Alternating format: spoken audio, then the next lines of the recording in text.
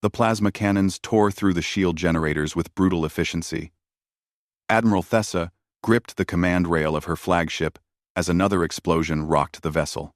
Around Kelmar 7, the orbital defense platforms were dying one by one, blooming into flowers of fire against the black void. Shield strength at 18%, her tactical officer reported, his voice tight with fear. We cannot sustain another direct hit. Thessa looked at the tactical display. 30 Kryn warships surrounded the colony world, their dark hulls bristling with weapons. Her own fleet had been reduced from 20 vessels to only 7. The battle had lasted 4 hours, but it felt like days.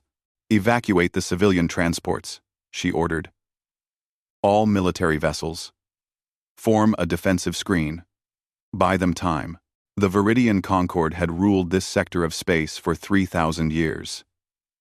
They were diplomats, traders, and scholars. War was something they studied in history archives, not something they practiced. The Kryn Dominion knew this weakness and exploited it without mercy. War Principal Zethok sat in his command throne aboard the Kryn flagship, watching the Viridian fleet crumble. His scaled lips pulled back in what might have been a smile. The Viridians were weak, predictable. Their formations followed ancient patterns from textbooks. Their commanders hesitated at crucial moments. The 4th platform is destroyed, War Principal, his weapons officer announced. Good. Focus fire on the remaining defensive installations. Once they fall, we will begin bombardment of the colony itself. Let the Concord know. The price of refusing our demands. Zethok had given the Viridians a choice 3 days ago. Surrender Kelmar 7 and its valuable mining operations, or watch it burn. They had chosen defiance. Now they would learn that defiance had consequences. Aboard her flagship, Thessa made a decision she had never thought she would face. Send emergency distress signals on all frequencies. Request immediate assistance from any allied forces within range. Her communications officer worked quickly, then looked up with concern. Signal sent, Admiral. But our nearest allies are 6 days away at maximum speed. We do not have 6 days. We have perhaps 6 hours. Thessa knew this. But she had to try. The distress beacon spread outward at the speed of light, carrying a simple message. Help us. We are dying. The beacon reached the Therian Empire 4 light-years away. They discussed the matter for 3 minutes and decided intervention was too risky. The Kryn were too powerful. Too aggressive. Better to let Kelmar 7 fall and negotiate with the Kryn afterward. The beacon reached the Solarian Confederacy 9 light-years distant. They calculated response time and concluded they would arrive too late. They sent condolences and promises to remember the fallen. The beacon reached Earth 47 light-years away. A junior communications officer at Lunar Station picked up the signal and flagged it as priority. Within 10 minutes, it reached Earth Defense Command. Within 20 minutes, it reached the office of Admiral Chen, commander of Humanity's Experimental Warfare Division. Chen read the distress call twice. Kelmar 7. The Viridian Concord. Under attack by the Kryn Dominion. He pulled up the stellar charts. 47 light-years. With conventional fusion drives, it would take decades to reach them. With the new jump gates humanity had been building, it would still take weeks. But humanity had one other option. An option the rest of the galaxy did not know existed. Get me, Captain Vasquez, Chen said to his aide. Tell her the Prometheus is going on its first combat mission. And tell her to move fast. Back at Kelmar 7. The battle continued its inevitable conclusion. Another Viridian cruiser exploded. Torn apart by Kryn missiles. Thessa watched as brave crews died, trying to protect civilians who huddled in shelters on the planet below. Admiral, the last orbital platform is falling, her tactical officer said. We have nothing left between the Kryn and the colony. Thessa felt the weight of failure settling on her shoulders. She had failed her people. She had failed the 3 million civilians on Kelmar 7. The distress beacon had been sent. But no one was coming. No one could reach them in time. All ships, "Prepare for final defensive stand," she ordered. "We will sell our lives as dearly as possible." War Principal Zethok observed the Viridian formation tightening around the planet. They would fight to the last, he realized.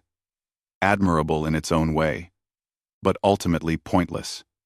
The outcome was certain. "Deploy bombardment craft," he commanded. "Target the colony's major population centers. Show them the price of defiance." Smaller Kryn vessels detached from the main fleet, moving toward the planet. On Kelmar 7, emergency sirens wailed. 3 million people looked up at the sky and knew death was coming. Thessa closed her eyes for just a moment. She thought of her family, safe on the Viridian homeworld.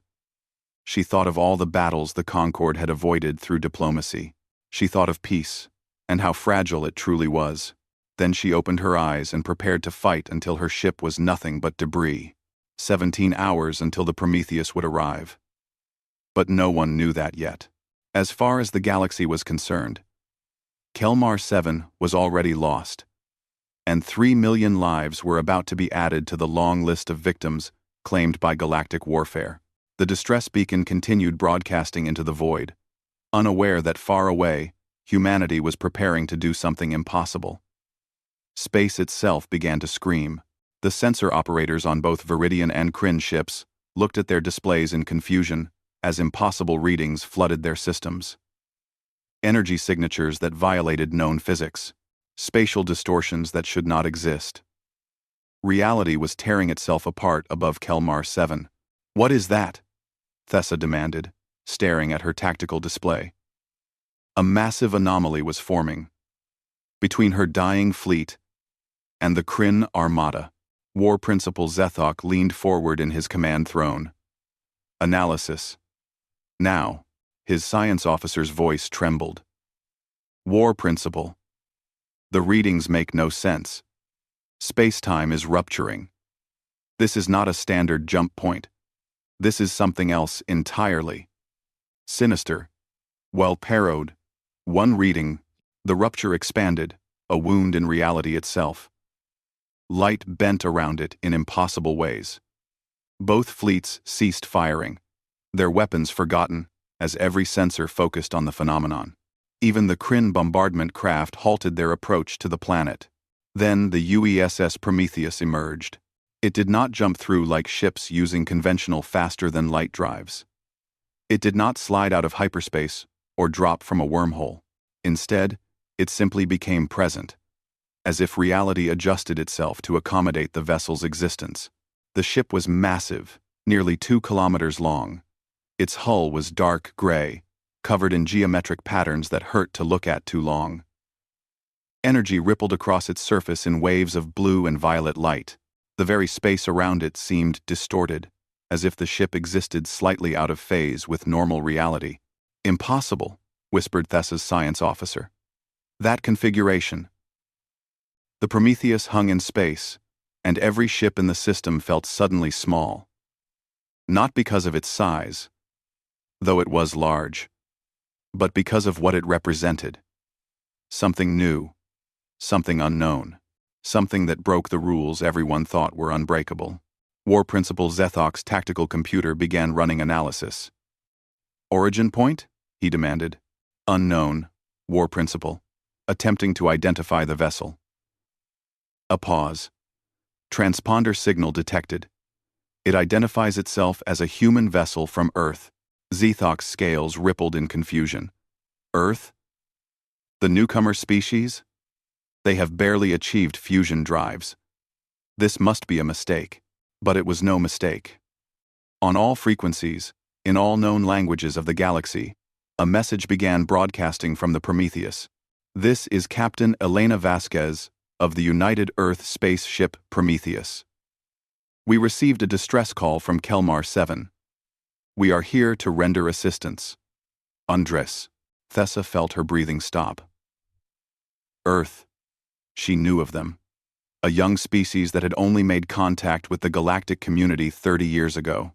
They had primitive technology, enthusiastic attitudes, and no real military capability. Their ships were slow, their weapons basic. They were not players in galactic politics. Yet here was a human ship that had crossed 47 light-years in 17 hours. Zethok's science officer ran calculations 3 times before trusting the results. War principle. If they departed from Earth after receiving the distress signal, they traveled at speeds exceeding conventional faster than light by a factor of 112. This is theoretically impossible. The energy requirements alone would exceed what a star produces. Explain how they accomplished this, Zethok demanded. I cannot. War principle. Their drive system does not match any known configuration. The energy signature suggests they are manipulating space-time itself at the quantum level. This technology should not exist. Every major power in the galaxy has tried to achieve such a drive for millennia. None have succeeded. Aboard the Prometheus, Captain Elena Vasquez stood on the bridge, looking at the tactical situation. The Viridian fleet was battered and broken. The Kryn forces were overwhelming. 3 million civilians were in immediate danger. Tactical assessment, Archon, she said to the ship's artificial intelligence. Archon's voice was calm and measured. 30 Kryn warships. Technology level consistent with galactic standard. Conventional plasma weapons. Kinetic missiles. Electromagnetic shielding. Assessment.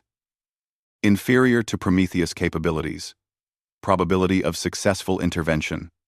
87%. Quote, Vasquez's first officer, Commander James Chen, looked concerned.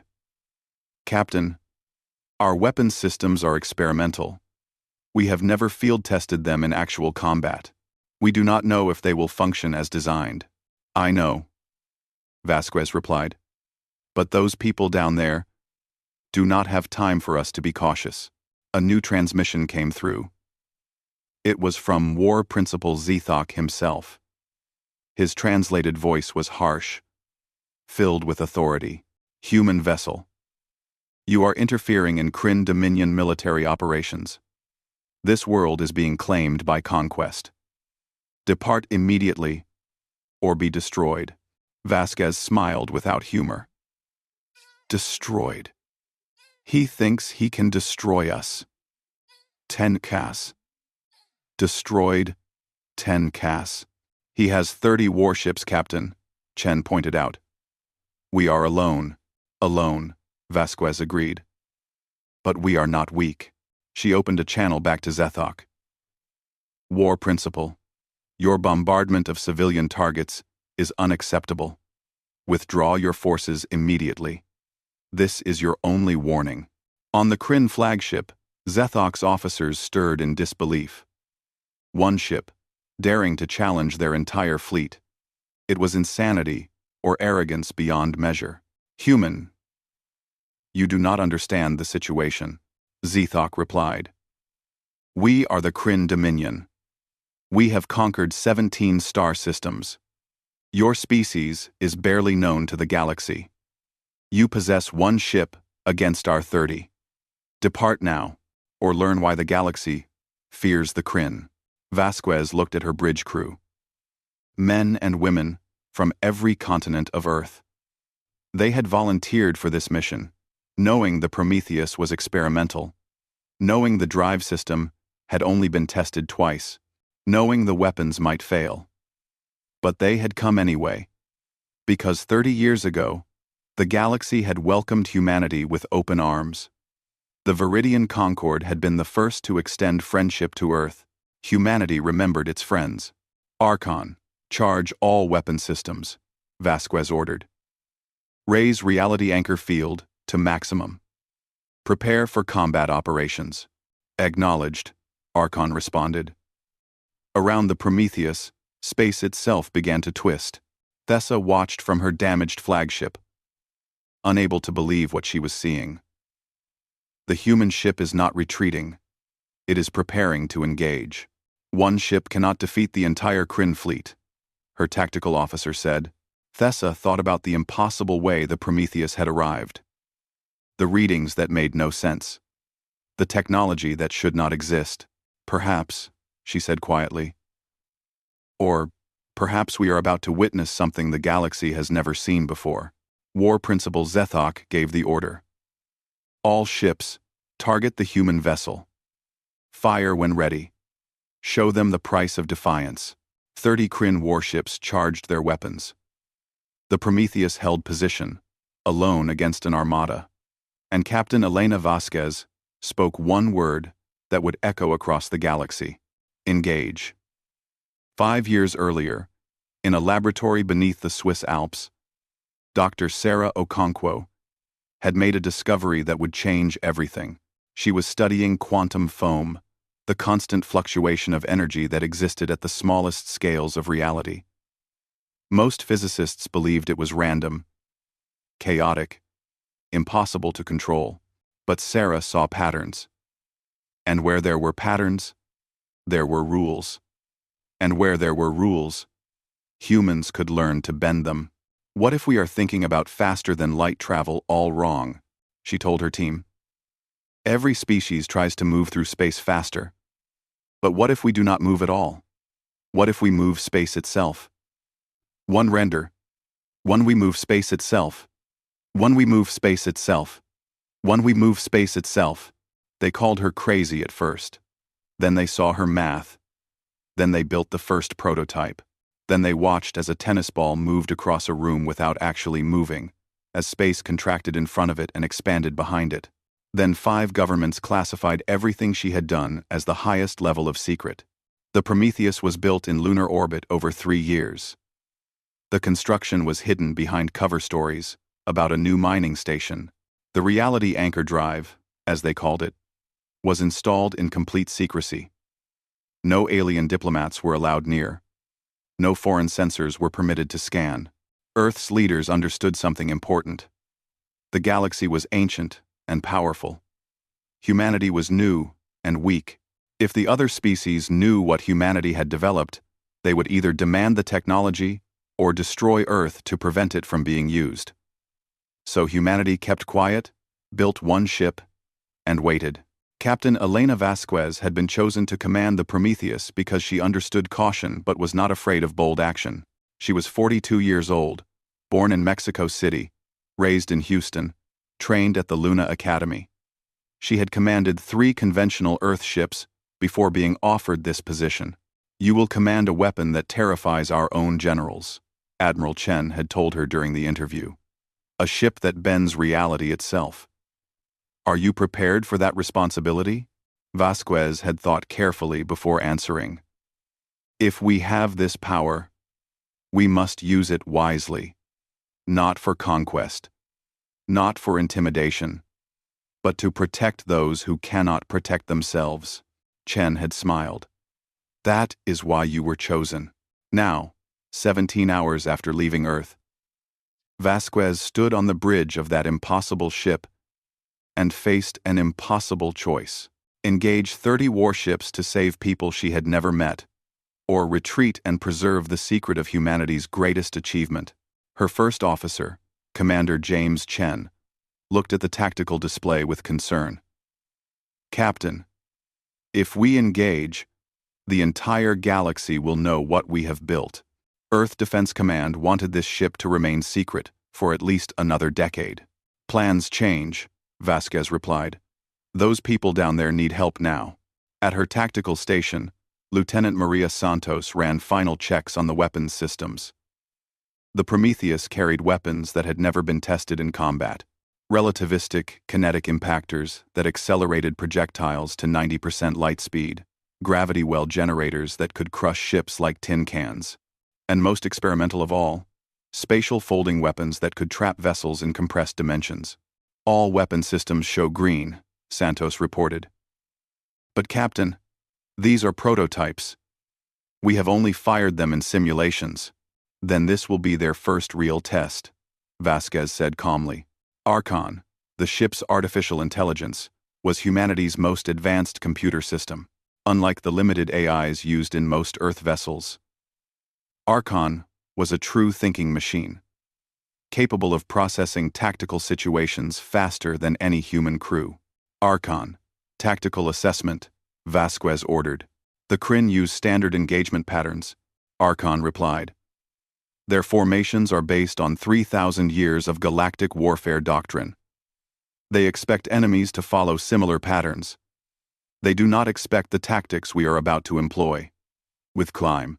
Because no one else fights like humans, Vasquez said. Correct. Galactic military doctrine emphasizes firepower and defense. Humanity emphasizes unpredictability and aggression. We have studied every war in human history. The Kryn have studied only the last millennium of galactic conflicts.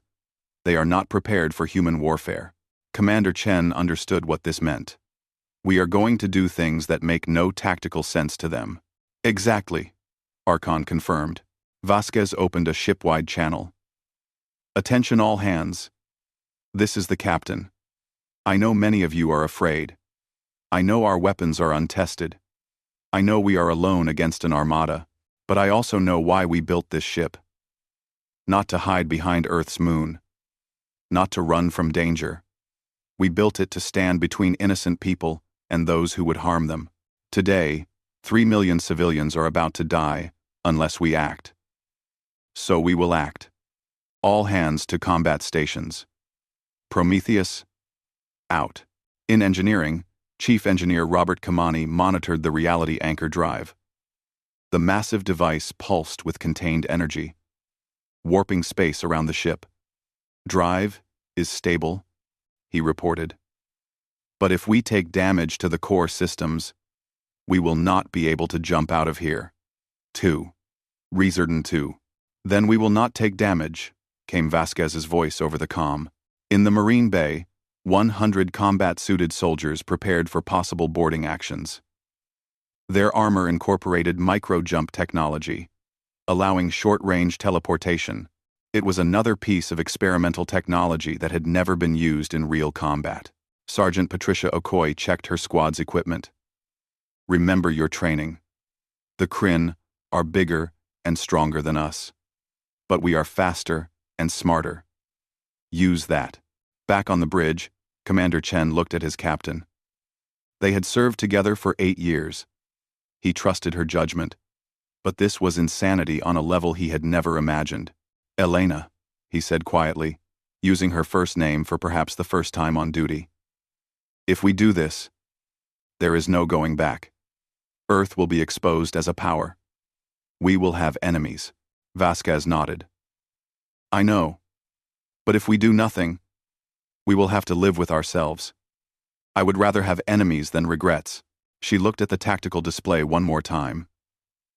The Kryn ships were moving into attack formation. The Viridian fleet was barely holding together. On Kelmar 7, 3 million people waited to learn if they would live or die. Vasquez thought about her daughter back on Earth. Sophia was 8 years old, full of questions about the universe. What would Sophia think if her mother had the power to save 3 million lives and chose not to act? The answer was clear. All stations report ready, Lieutenant Santos said. Archon. Engage combat protocols, Vasquez ordered. Priority 1. Protect civilian populations. Priority 2. Neutralize Kryn fleet. Priority 3. Survive. Acknowledged. Calculating optimal strike patterns. Captain, I must inform you that our probability of survival has decreased to 73%. Vasquez smiled grimly. I have faced worse odds. When? Commander Chen asked. Never. But there is a first time for everything. The Kryn fleet was moving closer. War Principal Zethok had given his orders. Fire on the human ship. Show them the price of defiance. What Zethok did not know was that humanity had learned its most important lessons not from teachers, but from history. Every time humanity had faced impossible odds, every time they had stood against overwhelming force, they had discovered the same truth. The impossible was just something that had not been done yet. All weapons, fire at will, Vasquez commanded. The Prometheus went to war. The Prometheus moved in ways that violated every principle of galactic warfare. War Principal Zethok watched his tactical display in disbelief as the human ship simply vanished and reappeared 3,000 kilometers away. No jump signature, no energy buildup. One moment it was in front of his fleet. The next, it was behind his right flank. Impossible, his tactical officer whispered. Ships cannot micro-jump in combat. The energy requirements, the calculations, the risk of materializing inside another object. Open fire. Zethok roared. 30 Kryn warships unleashed their weapons. Plasma bolts hot enough to vaporize steel. Kinetic missiles, traveling at relativistic speeds. Electromagnetic pulse bursts, designed to fry electronics. All of it targeted at the human vessel. But the Prometheus was no longer where the targeting computers expected it to be. The ship moved in rapid microjumps, appearing and disappearing across the battlefield. Each time it materialized, its weapons fired. And those weapons were unlike anything the Kryn had ever faced.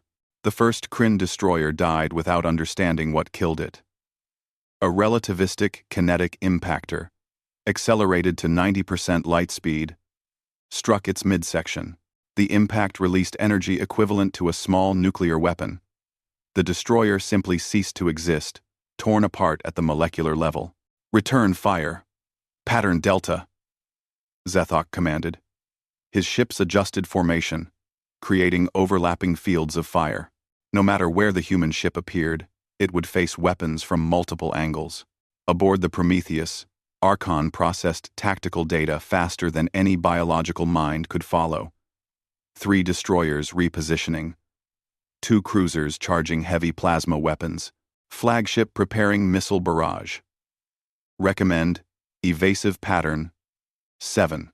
Execute, Captain Vasquez said calmly. The ship jumped again. But this time, as plasma bolts converged on its previous position, the Prometheus appeared directly above the Kryn formation. Lieutenant Santos activated the gravity well generator. Space itself compressed beneath 3 Kryn vessels. The ships were pulled together by artificial gravity, crushing against each other. Metal screamed. Hulls buckled. Hundreds of Kryn warriors died as their ships were compacted into tangled wreckage. 3 targets neutralized, Archon reported. Remaining enemy vessels, 27. Admiral Thessa watched from her damaged flagship, unable to comprehend what she was seeing. How are they doing this? No ship can move that fast, that unpredictably. Her science officer was trying to understand the sensor readings. They are not moving through space, Admiral. They are moving space itself. Small-scale reality manipulation. Every jump is a controlled spatial rupture. And the weapons? The kinetic impactors use gravitational acceleration. The gravity weapons manipulate local space-time curvature. Admiral, this technology should not exist. It violates fundamental principles we have understood for millennia. Thessa felt a strange emotion rising in her chest. Hope. For the first time since the battle began, she felt hope. War Principal Zethok was not accustomed to fear. But he felt something close to it now. He had lost 4 ships in less than 3 minutes. The human vessel was not fighting like a warship. It was fighting like a predator, striking from unexpected angles, using weapons his shields were not designed to stop. All ships, concentrate fire on the human vessel when it materializes. Maximum firepower. We must overwhelm its defenses. The Kryn fleet adjusted tactics.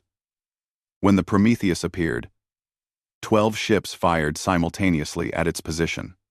This time, some of the plasma bolts struck home. Warning alarms shrieked across the Prometheus bridge. Forward shields failing, Lieutenant Santos shouted. Hull breach on deck 7. Commander Chen activated damage control. Sealing bulkheads. Medical teams, to deck 7. Vasquez felt the ship shudder under the impact. They were hurt, but they were not dead. Archon, can we still fight? Affirmative. Shield regeneration in 90 seconds. Reality anchor drive, operating at 87% efficiency. Okay. Vasquez made a decision. Deploy Marines. In the Marine Bay, Sergeant Patricia Okoye received the order. You heard the captain. Drop pods away in 30 seconds. Remember, we are boarding the flagship. Fast in, Fast out. Let's show these Kryn what human Marines can do. 100 Marines loaded into 20 drop pods. Each pod was more accurately described as a missile with humans inside. They launched from the Prometheus, accelerating toward the Kryn flagship at speeds that would have liquefied unprotected humans. But the Marines wore combat suits that incorporated inertial dampening technology. War Principal Zethok watched the pods incoming on his sensors. They are attempting boarding action? Madness. Shoot them down. Point defense systems engaged. Half the pods were destroyed in seconds, but the other half crashed into the Kryn flagship's hull, cutting through armor with shaped charges. The Marines emerged into Kryn corridors. The enemy warriors were larger, stronger, their scales natural armor. But the humans had something the Kryn did not expect. Sergeant Okoye activated her suit's micro-jump system. One moment, she was at the end of a corridor. The next, she materialized behind a Kryn squad. Her weapon fired electromagnetic bolts designed to overload nervous systems. 3 Kryn fell before the others even realized she had moved. Across the ship, similar scenes played out. Marines appeared and disappeared, using short-range teleportation to avoid enemy fire. The Kryn were brave and experienced warriors, but they had never fought an enemy that could be in 2 places at once. Engineering section secured, came a report. Planting charges on their primary power systems. Aboard his own bridge, Zethok realized with horror what was happening. They are inside the ship. All warriors to defensive positions, but it was too late. The human Marines moved through his flagship like ghosts, appearing from nowhere, striking, and vanishing before his warriors could respond. And every moment they remained, they placed explosive charges on critical systems. Outside, the Prometheus continued its impossible dance. Despite the damage, despite facing overwhelming numbers, the ship fought on. Archon calculated attack patterns that no biological mind could conceive. Captain Vasquez gave orders with ice-cold precision. Lieutenant Santos coordinated weapons fire with deadly accuracy. Another Kryn cruiser died to a spatial folding weapon. The device created a bubble of compressed space around the vessel, crushing it into an object no larger than a small car. The crew did not even have time to scream. Thessa sent a transmission to the Prometheus. Human vessel. This is Admiral Thessa. Your intervention has given us time to recover. My remaining ships are ready to rejoin the battle. Vasquez smiled. Welcome back to the fight, Admiral. Archon. Transmit tactical data to the Viridian fleet. Let us coordinate our efforts. Now it was not 30 against 1. It was 30 Kryn ships against 1 human vessel and 7 Viridian cruisers. The odds were still heavily in the Kryn's favor. But the odds were no longer impossible. Aboard the Kryn flagship, Sergeant Okoye placed the final explosive charge. All teams, charges set. Extract in 30 seconds. The Marines micro-jumped back to their extraction point. Drop pods that had buried themselves in the hull activated their return systems, launching back toward the Prometheus. Zethok realized too late what had happened. They are withdrawing. Check all critical systems. Leave. They are withdrawing. His engineering officer's voice was panicked. War Principal. There are explosive charges throughout the ship. On the reactors, the weapon systems, the life support. Zethok felt something he had not experienced in his long military career. Defeat. Captain Vasquez opened a channel. War Principal Zethok. This is Captain Vasquez. You have lost this battle. Your flagship is rigged to explode. Your fleet is being destroyed. Surrender now, and your crews will be allowed to evacuate. Continue fighting, and everyone dies. Zethok looked at his tactical display. 10 ships destroyed or disabled. His own flagship compromised, and the human vessel showed no signs of stopping. He had underestimated them. The entire galaxy had underestimated them. With great reluctance, War Principal Zethok gave the order he never thought he would speak. All ships, Cease fire. We surrender. The Prometheus hung in orbit above Kelmar 7, victorious but wounded. Hull breaches on 3 decks. Shield generators operating at 30%. 17 crew members dead, 42 injured. The price of victory had been high. Captain Vasquez stood on the bridge, exhausted but refusing to show it. Commander Chen read from his display. The Kryn fleet is withdrawing under the terms of surrender. Their flagship's explosive charges have been disarmed, and War Principal Zethok is aboard a shuttle heading to the planet's surface to face Viridian authorities.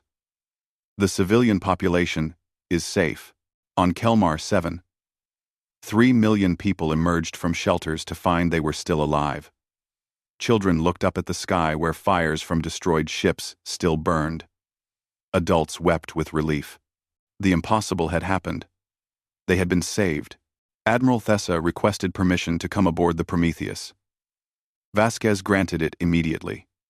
When Thessa materialized in the transport bay, she was struck by how ordinary the humans appeared. Captain Vasquez was a woman of average height, with tired eyes and gray beginning to show in her dark hair. She did not look like someone who had just defeated an armada. "Admiral Thessa," Vasquez said, extending her hand in the human gesture of greeting. "Welcome aboard." Thessa took the hand carefully. "Captain Vasquez, I owe you a debt I can never repay. You saved 3 million lives today. My people, my world, we are forever grateful." Vasquez shook her head. 30 years ago, when humanity made first contact, the Viridian Concord welcomed us. You shared your knowledge, your culture, your friendship. Today, we simply returned the favor. "But at what cost?" Thessa asked, looking around the damaged ship. "You have revealed technology the galaxy did not know existed. You have made enemies. The Kryn will not forget this defeat." "I know," Vasquez said quietly. "But some things are worth the cost." They walked together to the bridge, where Thessa examined the systems with wonder. This reality anchor drive, these weapons, this technology. How long has Earth been developing these capabilities? 5 years since the initial discovery. 3 years to build this ship, and you kept it secret. Why reveal it now? Vasquez looked at the view screen showing Kelmar 7 below. "Because what is the point of having power if you do not use it to help others?" Across the galaxy, the news of the battle spread faster than light itself. Quantum communicators carried the story. Diplomatic channels buzzed with urgent messages. Every major power reviewed the battle footage captured by dozens of ships and satellites. In the crystal halls of the Therion Empire, the Imperial Council convened an emergency session. The Prime Minister, a being of pure energy contained in a crystalline matrix, addressed the assembly. "The humans have achieved what we believed impossible: reality manipulation technology. We must reassess our entire strategic position regarding Earth." One counselor spoke up. "They are a young species. Perhaps we can acquire this technology through trade." Another counselor disagreed. "Or perhaps we should consider them a threat and act accordingly." X time. Leave. The debate raged for hours. The Therion Empire had ruled their sector for 5,000 years. The idea that humans, who had barely mastered fusion power, could develop technology beyond Therion capabilities was deeply disturbing. In the vast collective consciousness of the Solarian Confederacy, millions of linked minds discussed the implications.